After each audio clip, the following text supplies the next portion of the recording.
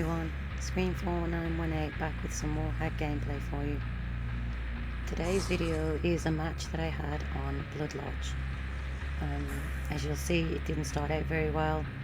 It's not a map I particularly like. I find it to be, as it's so open and the survivors can tend to see you from all over the map, it's difficult to place your traps without them seeing you and either avoiding your traps or messing with them. You'll see that I did lose quite a few gens before I managed to get the match under control. I thought you might find it interesting just to show that even if you do lose gens, you can pull the match back and not to lose hope, even though sometimes it does look like you're not going to have a chance. Anyway, I hope you enjoy this video.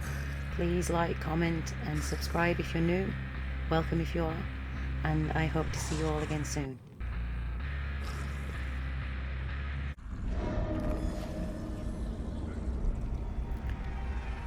So here we are loading in on Blood Lodge with a little internal sigh for me, as it is not one of my favourite maps. Most maps, in fact I'd say all maps, are playable for Hag. It's just not one of my favourites, this one. Anyway, we start off with some traps at the crane there, which is usually a loop they'll go for.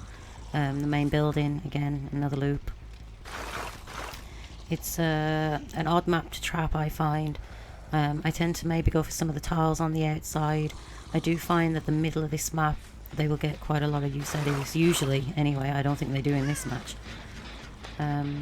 The build that I'm running is Undying, Ruin, Haunted Ground and Franklin's. I do enjoy my Franklin's, as you'll see in my videos. I do run it quite a lot. I find it to be a very good perk on the Hag, mainly because obviously if there's flashlights, they counter your power, but also you'll find that a lot of survivors are greedy and they want their items back, and if you trap them, you'll either get a hit or a down when they go back and they trip the trap, or they have to creep in and then creep back out to get their item, which obviously delays them and gives you a little bit more time. So anyway, as you can see, we've lost our first gen here. I'm just continuing to trap around the map. I like to trap the shack. That little one there in the corner is actually one of my favourite traps for shack. The add-ons that I'm running are the Dried Cicada and the Dried Cicada and the Willow Necklet. The Cicada allows me to teleport further across the map, and the Necklet just increases the speed at which I put the traps down, which I quite like. So I didn't want to pursue a build there.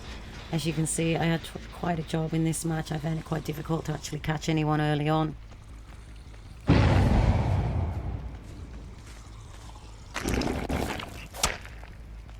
Nice missed hit there from me.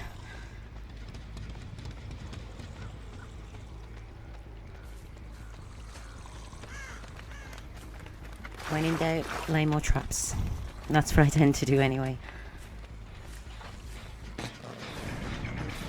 As you can see, Ruin's still up, so that's doing its job.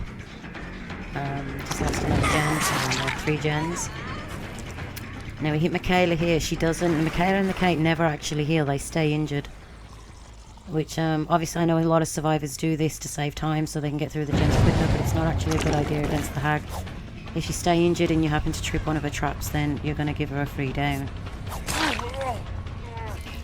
I take Bill's medkit there. I don't bother trapping his medkit, it's too far out of the map.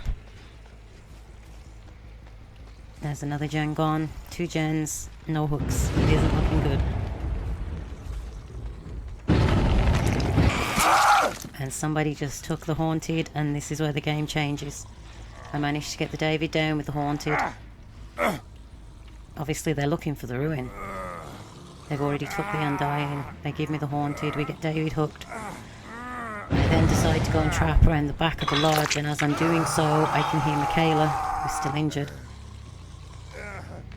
And this gives us our second down. Here she is. I just got lucky here. I didn't know she was there. It was just pure luck that I could hear her. She's down.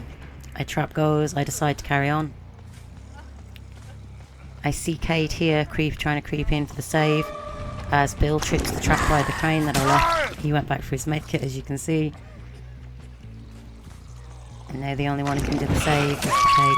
Yes, some people would disagree with me slugging here, but as the amount of gens that have gone, if I allow the save to happen, they're going to save, they're going to heal up, and the last 2 gens are going to go. So sometimes if you want to win, these are the things that you have to do. So we put Kate up here. Trap. Always trap when it's their first hook. As you'll see, she does Kobe, and with the trap there, at least you can get back. She is very smart, actually. She does Kobe and she creeps away, which few survivors do this. But as I go around the other way to cut her off, it forces her to run, and she has to run into the trap. So obviously here I leave her down because of the risk of DS. Now we just have to go around and collect up all the others.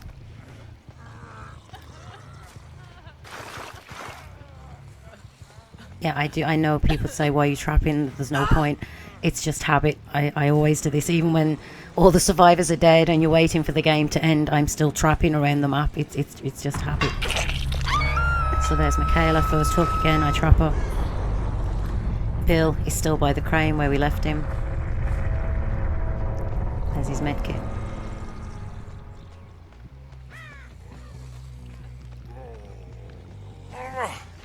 And then the Kate actually managed to crawl quite a way away from where I left her down. I have to go off looking for her. If you ever have a situation like this where you've had to slug and one of them has crawled away and they've been down a while, the only advice I can give you to find them is obviously look for the blood trails. You could see from Bill, he had quite a pool behind him. But also look for crows either taking off or returning, especially if it's in an area map that you haven't been to. This will give you an indication of where they could be on the map. And the only other thing other than that is just to look. Obviously I left her in this area and she's not here, so I just continue to look around the map until I find her. As you'll see, she did manage to crawl quite a way away from where I hooked her.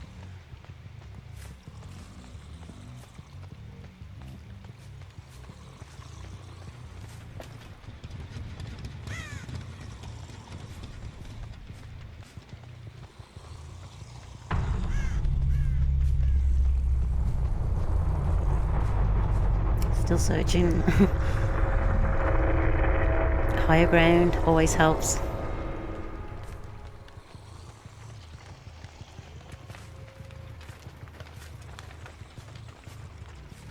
And then we eventually find her over here. I can hear her. I know she's in the vicinity. And here she is. So props to that Kate for managing to crawl so far away from where she actually went down. So that is the Blood Lodge match.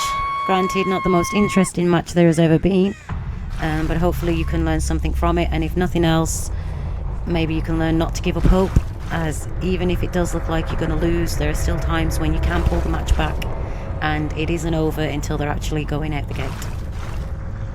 Thanks for watching, and I hope you enjoyed. I'll see you again soon.